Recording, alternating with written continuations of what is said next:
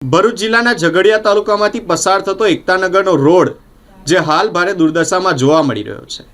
આ રોડ વાહન ચાલકો માટે જોખમી સાબિત થઈ રહ્યો છે।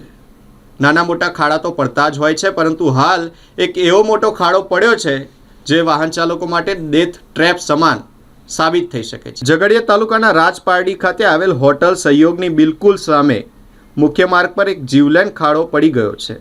આ માર્ગ એકતાનગરને જોડતો હોવાથી અહીં 24 કલાક વાહનોની ભારે અવરજવર રહે છે।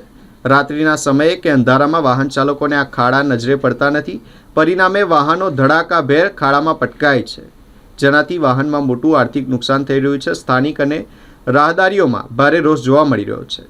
લોકોની એક જ માંગ છે કે મોટી જાનહાનિ થાય તે પહેલાં આ ખાડાને સત્વરે પૂરવામાં આવે। હવે સવાલ એ થાય છે કે શું માર્ગ અને મકાન વિભાગના અધિકારીઓ આ માર્ગ પરથી પસાર થતા નથી? મીડિયામાં અહેવાલ પ્રસિદ્ધ થયા બાદ હવે તંત્ર સફાળું જાગશે કે પછી કોઈ નિર્દોષનો જીવ ગયા બાદ જ આ ખાડો પૂરવામાં આવશે?